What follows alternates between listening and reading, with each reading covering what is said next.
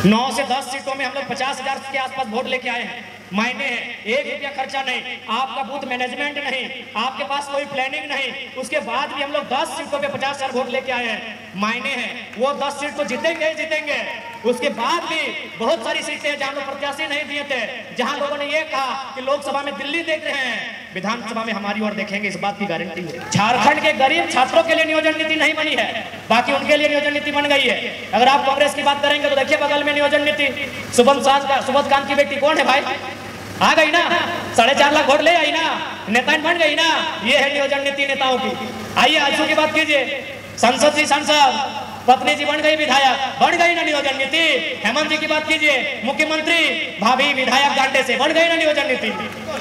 आप झारखंड की जो क्षेत्रीय दल है, आप उन्हीं को बोलिए। सबसे पहले जनरल से बोलिए कि इस बार सारा वोट आपको ही देंगे, लेकिन शर्त है बसंत सोरेन और कल्पना सोरेन को इस्तीफा दिलाइए। आप सुदेश जी से बोलिए इस बार सारा वोट आपको देंगे आंसू को, लेकिन शर्त है आप चौधरी जी से और मौसी जी से इस्तीफा दिलाइए। एनडीए इंडिया के बाद हम तीसरा विकल्प इस राज्य का बनने जा रहे हैं। एनडीए को आपने देखा, एनडीए दिल्ली में रहकर बात करती है। इंडिया को आपने देखा, इंडिया हेमंत बाबू के परिवार की बात करती है। चंपाई चचा को रहने देते 3 महीना कम से कम, तभी तो जानते हैं कि आप झारखंड की बात करते हैं। एनडीए को भी आपने मौका दिया, इंडिया को भी आपने मौका दिया, आप नौजवानों को मौका दीजिए जो झारखंड को चारागाह बनाने वाले, झारखंड को लूटखंड बनाने वाले, उनसे आंख मिला सके और इस राज्य के लिए नियम बना सके, पॉलिसी बना सके, ऐसे युवाओं को मौका दी। हमने पाया कि जिन जिन क्षेत्रों में मेरा वोट नहीं था, अगर उन गांवों में हम जा रहे थे, बुजुर्गों का आशीर्वाद ले रहे थे, लोगों से मिल रहे थे, मेरा हर एक बूथ में वोट आया। जबकि वहां हम लोग सोचे नहीं थे, हम लोग सोचे थे कि ना ये बीजेपी का कोर वोटर है, ये फलाना पार्टी का कोर वोटर है, ये लोग तो टूटेंगे ही नहीं। लेकिन वो इंतजार कर रहे थे कि लड़का आएगा कब। और हमें लगा कि एक दिन में हम 10,000 वोट प्लस कर रहे थे, क्योंकि एक दिन में लगभग 20-25 गांव जा रहे थे, और एक एक गांव में, एक एक क्षेत्र में लगभग 500-700 वोट हम प्लस करते थे। यदि 10 दिन हम फील्ड में रहते हैं तो 10 दहाई 100 यानी 1 लाख वोट फिर हम ऐड करते हैं, और 1 लाख से ही तो अंतर रहा है, यानी गिरिडीह लोकसभा जीत जाए। पूरा में भी ठीक, आपके यहाँ शायद पीटीपीएस है ना, हमारे वहाँ सीटीपीएस है। सीटीपीएस के बगल में थर्मल प्लांट लगता है। जैसा कि प्लांट लगने के बाद की कहानी होती है, रैयत मुआवजा की मांग करते हैं, रैयत नौकरी की मांग करते हैं, वहां भी वैसा ही हुआ। फिर पुलिस बीच में आती है, कंपनी के दबाव में केस होता है, जैसा हर जगह पूरे झारखंड में रैयतों के साथ होता है। वहां भी 21 लड़कों के साथ केस हुआ, लेकिन केस करने के बाद मैनेजर ने क्या बोला मालूम है? केस करने के बाद मैनेजर ने कहा कि वोटिंग के दिन का इंतजार कीजिए, 4 तारीख का इंतजार कीजिए, 4 तारीख में अभी 5 दिन का समय है। यदि जयराम महतो गिरिडीह लोकसभा जीत के चले आएंगे तो केस को वापस कर लीजिएगा। बहुत पागल लड़का है, पता नहीं क्या करेगा। आप उन 21 लड़कों से जाके पूछ लीजिए। 4 तारीख जैसे ही चुनाव हम हारते हैं, 5 तारीख को वो केस टेनू घाट ट्रांसफर किया जाता है। टेनू घाट उनका कोर्ट कचहरी पड़ता है। यानी ये सिस्टम उनको भी मालूम है, अगर ये नौजवान पॉलिटिक्स में आएंगे तो फिर एक एक पाई का हिसाब लिया जाएगा। उतना छोड़िए, आपके रामगढ़ में 2 फैक्ट्रियां हैं, रामगढ़ और मांडू में। उन्होंने अपने वर्कर को छुट्टी दे दिया था, जबकि उन्होंने कहा सर हम लोग तो वोट दे दिए हैं संजय जी को। बोला नहीं आप गिरिडीह जाइए और अपने रिश्तेदारों को कहिएगा कि जयराम महतो को वोट नहीं करना है। अब आप किस रूप में हमें ले रहे हैं मुझे नहीं मालूम, लेकिन जिन्होंने झारखंड को लूट के रखा है वो सीरियस ले रहे हैं और चुनौती के रूप में ले रहे हैं। उन्होंने 2 दिन छुट्टी दिया था अपने वर्कर को कि जाइए और किसी रिलेशन के यहाँ रात रहिए और सुबह बस इतना बोलिएगा कि जयराम महतो को वोट ना करें। उनकी हालत खराब है, क्यों मालूम है? उनको भी मालूम है वो जीतेगा गिरिडीह में, लेकिन पंगा हजारीबाग में भी लेगा। इसलिए हम लोग एक बात विश्वास करके देखिए, आज जो घटित हो रहा है इस राज्य में, उस तस्वीर को जरूर बदलेंगे। ये बात तो हम आपको कह के जाते हैं, क्योंकि आज ये कार्यकर्ता मिलन समारोह भी है, तो थोड़ा सा हम ये भी कहना चाहेंगे, क्योंकि यहाँ जो लोग आए हैं वो गिने चुने लोग हैं, चाहे हमारी बहनें हैं, हमारी माएँ हैं, या फिर हमारे अभिभावक हैं, हमारे नौजवान साथी हैं। यहाँ कार्यकर्ता लोग आए हैं। देखिए, नेता का चुनाव जीतने में कभी रोल नहीं होता है। न संजय जी हर एक बूथ में गए हैं, न जयराम महतो हर एक बूथ में गए हैं। चुनाव जीतने का काम कार्यकर्ता करते हैं, केडर करते हैं। यानी यहाँ आप सभी कार्यकर्ता आए हैं, ये कोई जनसभा नहीं है, ये कार्यकर्ता सम्मेलन है। इसलिए मैं आपसे कहना चाहूंगा, मैंने बचपन में एक फॉर्मूला एक इंग्लैंड के कोच से पढ़ा था, उन्होंने कहा था कि किसी भी चीज को आपको जीतना है, क्योंकि वो क्रिकेट टीम के लिए कह रहे थे। लेकिन आज हम चुनाव के संबंध में कहेंगे कि अगर जीतना है तो आपको 3D का फॉर्मूला के साथ चलना होगा। पहला डी से होता है डिटर्मिनेशन। डिटर्मिनेशन को हम लोग हिंदी में बोलते हैं इरादा। इरादा यानी अपने मन में ठानना कि हाँ, हमने मन में ठान लिया है कि रामगढ़ विधानसभा से जेपी केसस को जिताएंगे तो जिताएंगे, मांडू विधानसभा से फलाना को उसके लिए मेहनत करेंगे तो करेंगे। ये होता है डिटर्मिनेशन यानी इरादा जो हम मन में ठानते हैं। दूसरा डी से होता है डेडिकेशन। डेडिकेशन का मतलब होता है समर्पण। समर्पण का मतलब होता है कि आज बारिश हो रही है लेकिन लोग इंतजार कर रहे हैं, आप फिर भी भीगते भीगते या फिर बारिश की चुनौती को स्वीकार करते करते कार्यक्रम में जाते हैं, इसको समर्पण कहते हैं, डेडिकेशन कहते हैं। और आप जो भी इस कमरे में बैठे हैं ना, यहाँ डिटर्मिनेशन भी दिख रहा है कि आप संकल्प लेके आए हैं कि जब तक जयराम बाबू अपना भाषण खत्म नहीं करेंगे हम लोग घर नहीं जाएंगे।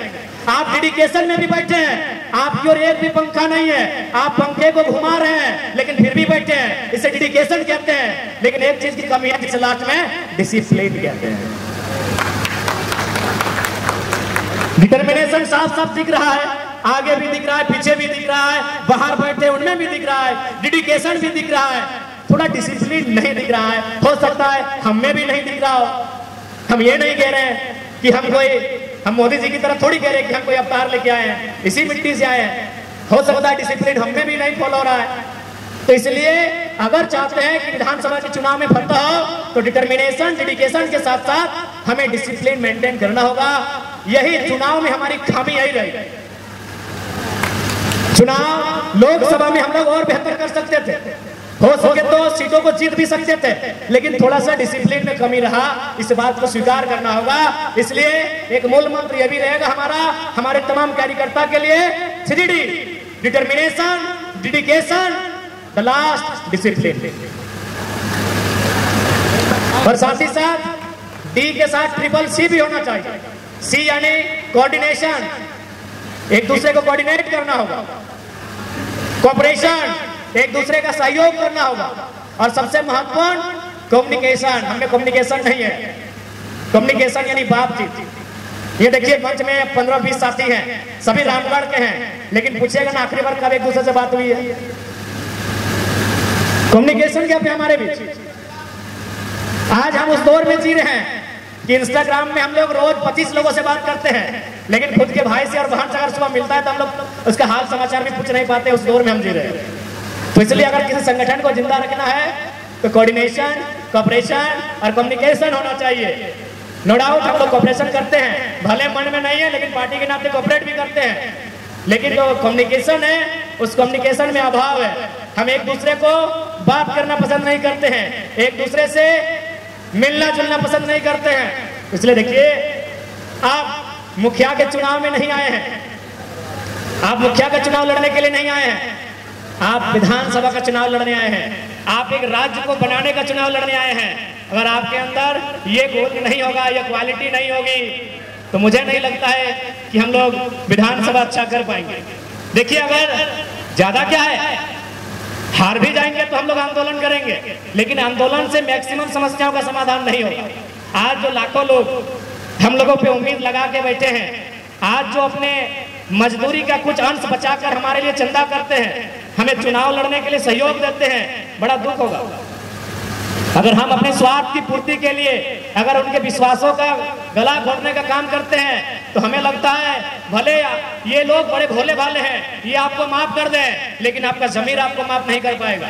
इसीलिए ये दौर नहीं है हमें आपस में प्रतिस्पर्धा करने का, ये दौर नहीं है हमें आपस में द्वेष फैलाने का, ये दौर है इस राज्य के नवनिर्माण का, इस राज्य के पुनर्गठन का, इस राज्य की आवाम के जो हक अधिकार जिनसे वो वंचित हो रहे हैं, उस हक अधिकार को स्थापित करने का यह दौर है।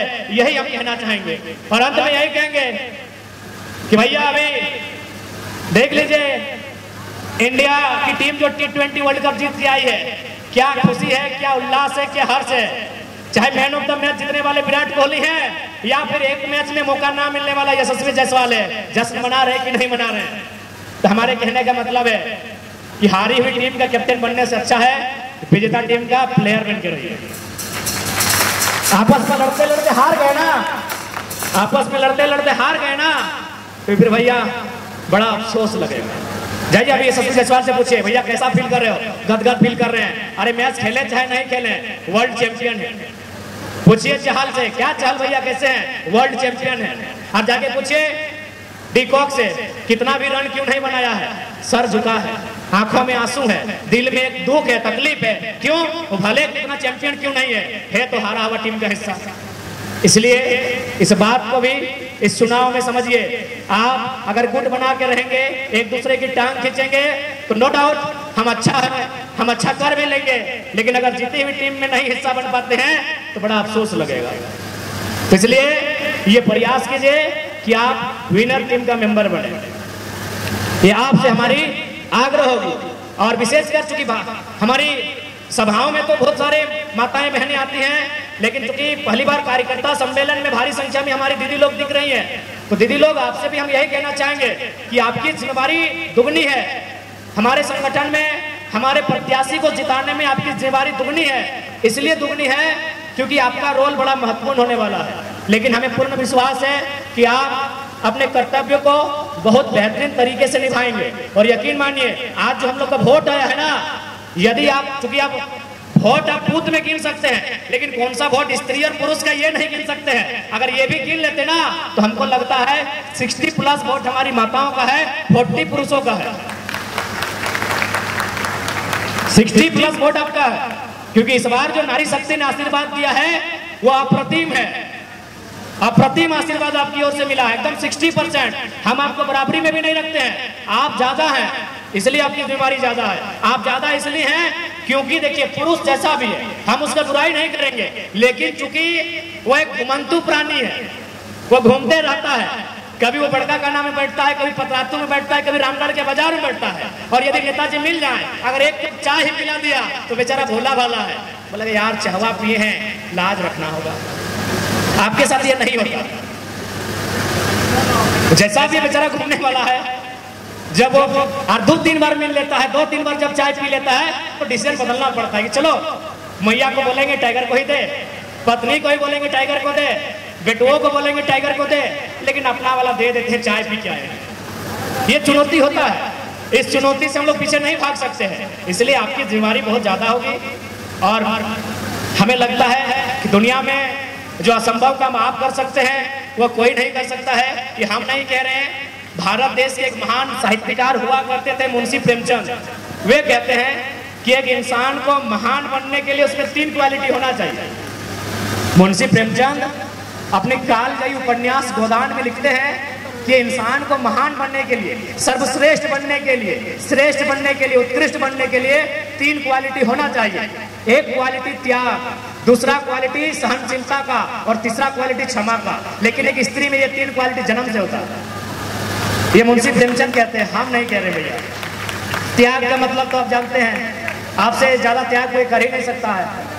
सहनशीलता की अगर बात करें तो धरती के बाद अगर कोई सह सकती है तो एक स्त्री सह सकती है।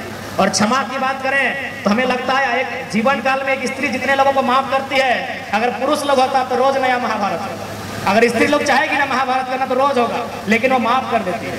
इसलिए हम चाहते हैं, आपकी जिम्मेवारी ज्यादा है और आप नो डाउट उस जिम्मेवारी को बड़े अच्छे तरीके से निभाएंगे।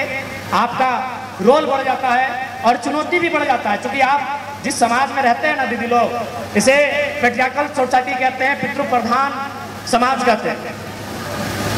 पितृप्रधान समाज का मतलब होता है पुरुष प्रधान। आप मीटिंग में भी आएंगे तो आपके गांव के 4 लोग 4 तरह की बातें करेंगे। आप अगर किसी के साथ गाड़ी में बैठकर बाजार तक आए तो 4 लोग 4 तरह की बातें करेंगे। आप अगर 2-4 लोगों से घुलेंगे मिलेंगे फिर भी 4 लोग 4 तरह की बात करेंगे। इसीलिए मैंने कहा आपका जो चुनौती है वो 2 गुना है, लेकिन हमें पूर्ण विश्वास है आज के दौर में आप अपने आप को स्थापित करेंगे। चूंकि 21वीं सदी है, ये नारी सशक्तिकरण का दौर है और हम लोग चाहेंगे कि आप लोग अगुवाई करें। अगुवाई केवल कार्यकर्ता के रूप में और जिला पदाधिकारी के रूप में नहीं, हम लोग प्रयास करेंगे कि विधानसभा का जो चुनाव होगा हमारी पार्टी ओर से जब प्रत्याशियों की सूची जारी हो, आपकी भूमिका भी पीछे नहीं रहे। विधायक नहीं बनवा तो नहीं बने बनो ना, बनलो ना। सुनीता मौसी बनले ना, बताओ मास्टर नहीं लगले से बन गए, ओकर पति सांसद लगे ताव बन गए, तो तोहनियो बनवाना, हिंदू बनले ना। अंबा मैडम बनले है ना तो हनी की काम आ कर सके के बगर से काम नहीं ना तो हमें हटे क्या चाहिए कि जैसा पुरुष हथे तोहनी के भी वह भूमिका हो, तोहनी के भी अगुवाई करे को, और बस का वो दुनिया के परवाह नहीं करिए जे थोड़ा लय के आए हो, यानी तोहर श्री 108 श्री बस होकर से तालमेल ठीक रहे, दुनिया की परवाह करे कोई जरूरत ना। लेकिन दुनिया के रीत लगो, दुनिया कभी तो ये दुनिया की रीत लगो कि निंदा उन्हीं की होती है जो लोग जिंदा है, जब तक जिंदा है तब तक निंदा होगी। अब मर के देखिए लोग कहेंगे रास्ता छोड़ दीजिए लाश जा रहा है। तो बस आपको जो लेकर आए हैं, जिनके साथ आप 7 फेरों में बंधे हैं, बस उनके साथ आपका तालमेल ठीक रहे।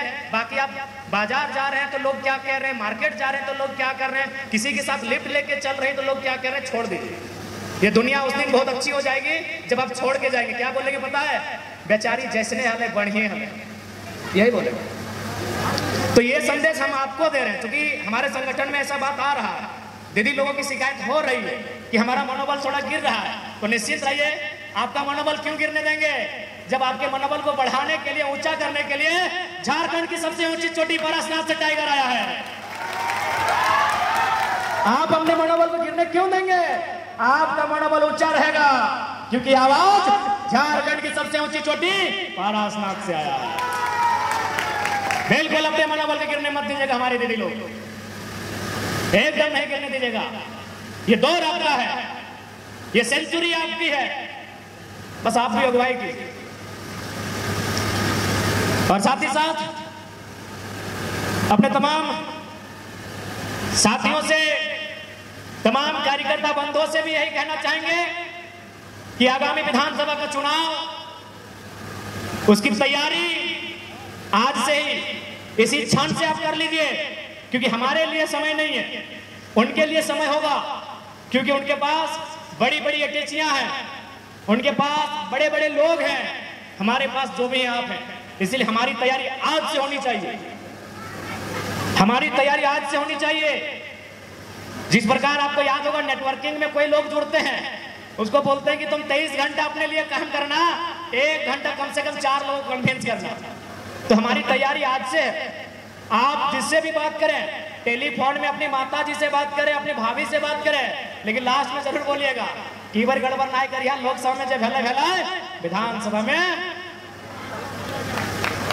आज से, क्योंकि भले आज आपको लग रहा है कि नहीं ये जुलाई, अगस्त, सितंबर, अक्टूबर, आपको हाथ में लग रहा है 4 महीना, यकीन मानिए जैसे जैसे चुनाव नजदीक आएगा, हम अपना एक्सपीरियंस बता रहे हैं गिरिडीह लोकसभा का, आज भी हमको मलाल रहता है कि काश जो 10 दिन हम अंडरग्राउंड हो गए थे, अगर बाहर होते तो हजारीबाग को भी और अच्छा करते और गिरिडीह को हम जीत जाते।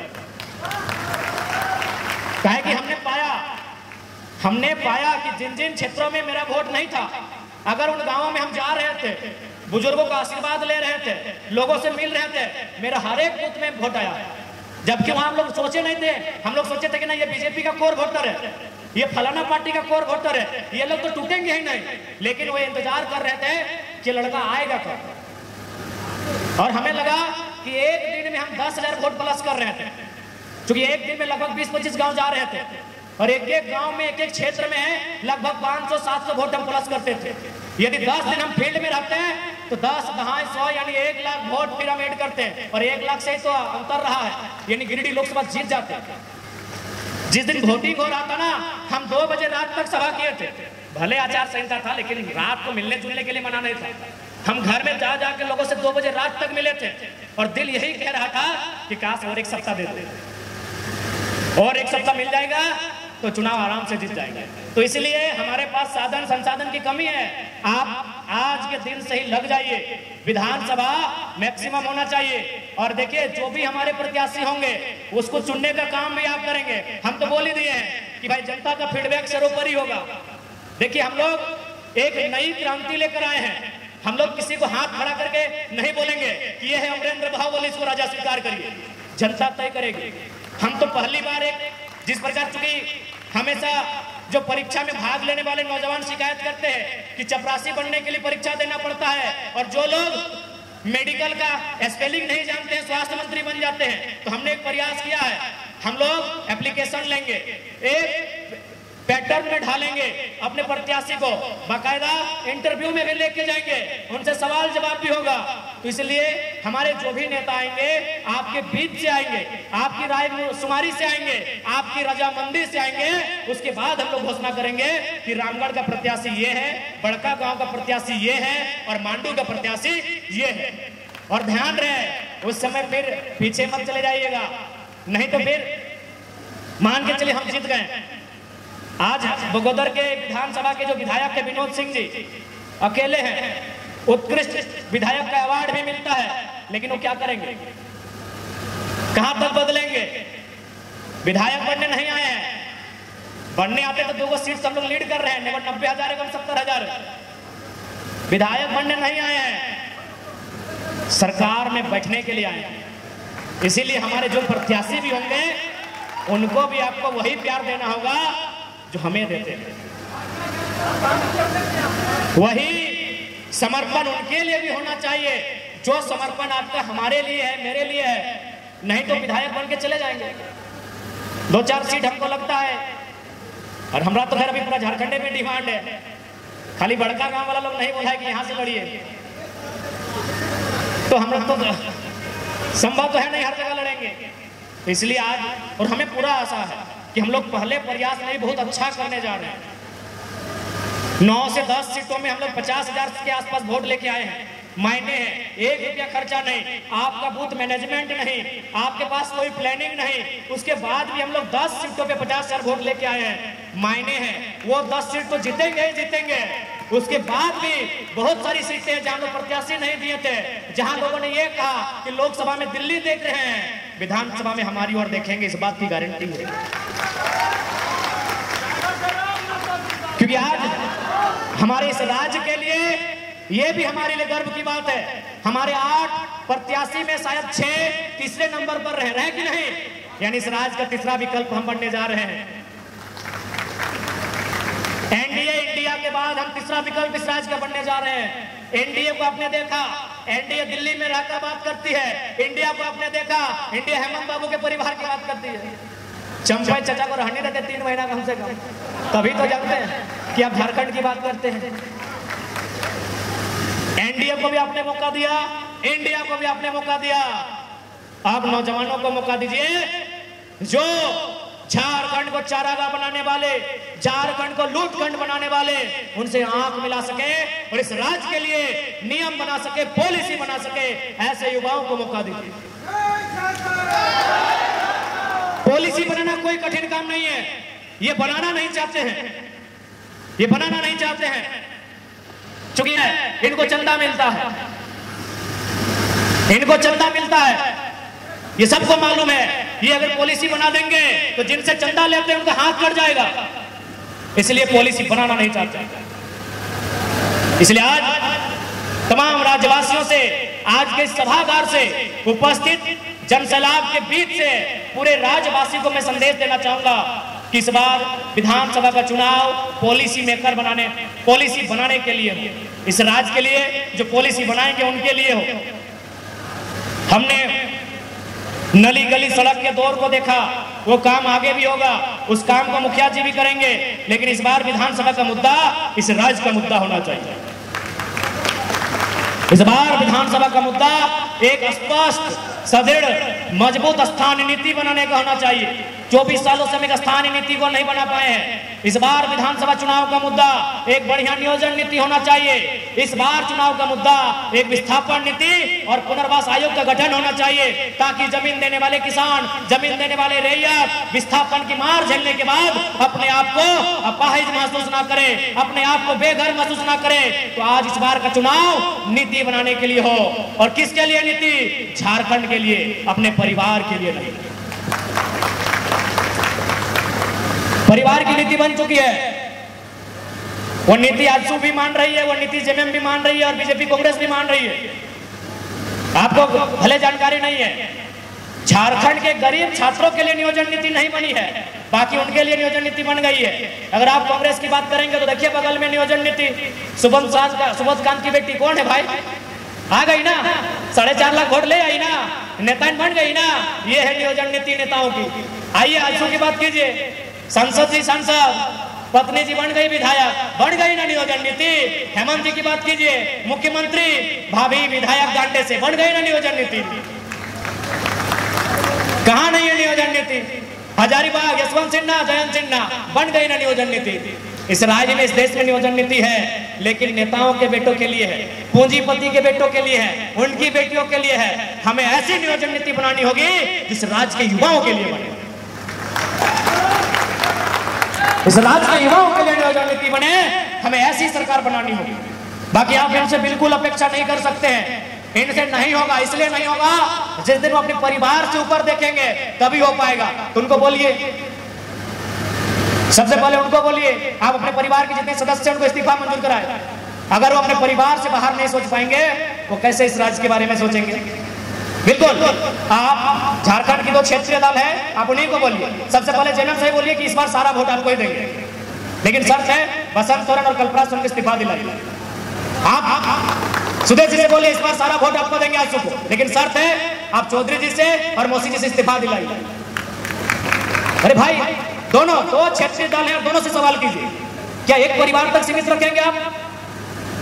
सत्ता को एक परिवार तक सीमित रखेंगे, संसाधनों को एक परिवार तक सीमित रखेंगे, या संपत्ति को एक परिवार तक सीमित रखेंगे?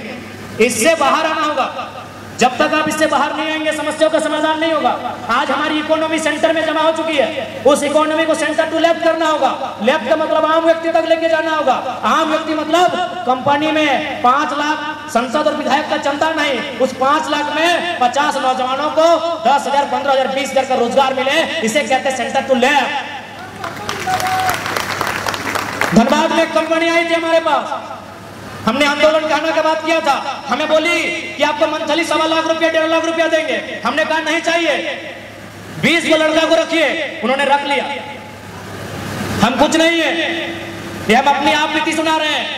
अगर ऐसा हम पूरे तमाम कंपनियों में करने लगे ना, तो हमको लगता है करोड़ रुपया मेरा महीना आएगा, और इनका आता है, इसीलिए नीति की बात नहीं कर पाते हैं। ये मजबूर है, उनके चंदे से, उनके करोड़ रुपए से इनके ऐशो आराम का जीवन चलता है। ये हम अपना एक्सपीरियंस बता रहे हैं। हमें धनबाद में, बोकारो में, जहां जहां आंदोलन का विषय बनता है, हर जगह ऊपर आता है, हर जगह ये ऊपर आता है कि आप लोग मैनेज हो जाइए, मैनेज हो जाइए। हम लोग कहीं 10 को, कहीं 40 को, देखिएगा, पढ़िएगा अखबार में भी आप कि हम लोग वहां 40 को, कहीं 20 को। तो भैया, जब तक ये नेता इस संपत्ति को सेंटर टू लेफ्ट ले जाने के पक्ष में नहीं रहेंगे, आप और हम नारा लगा लगा के, जिंदाबाद कर करके, सर पटक पटक के मर जाइएगा, नहीं बदलेगा।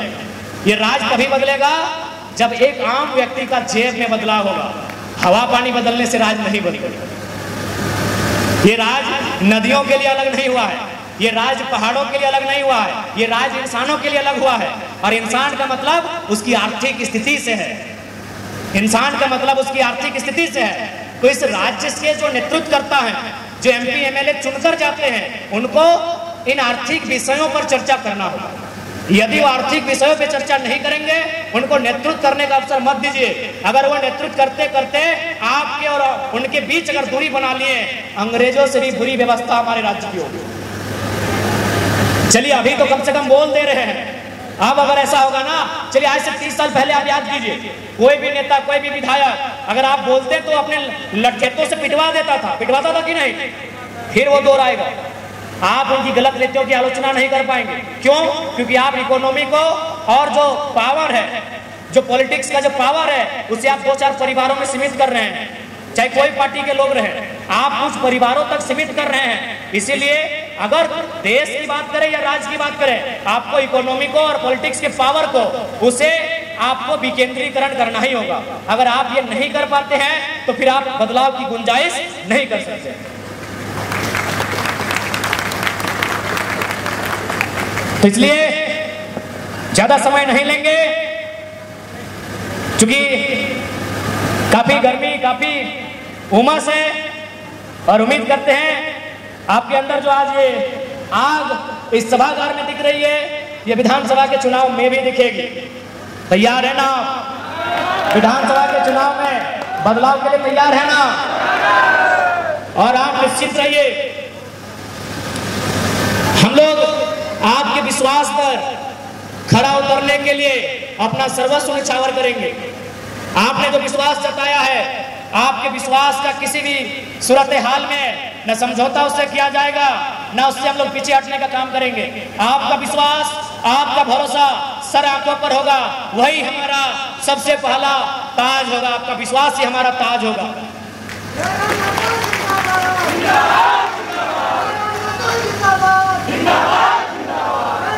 और साथ ही साथ बस इस बार यही कहेंगे, आप इसलिए इस बार वोट मत दीजिएगा कि अगला प्रत्याशी आपके मामा के, मौसी का बेटा का, नतनी का, गोतनी का, भैयात का, फूफा का, चाचा का लड़का है। इसलिए वोट दीजिएगा जो आपके बच्चों की भविष्य की बात करता है, क्योंकि उस समय मौसाजी भी नहीं काम आएंगे, पॉलिसी काम आएगी। अगर बेहतर पॉलिसी नहीं रहेगी तो मौसाजी भी और चचा जी भी काम नहीं आएंगे।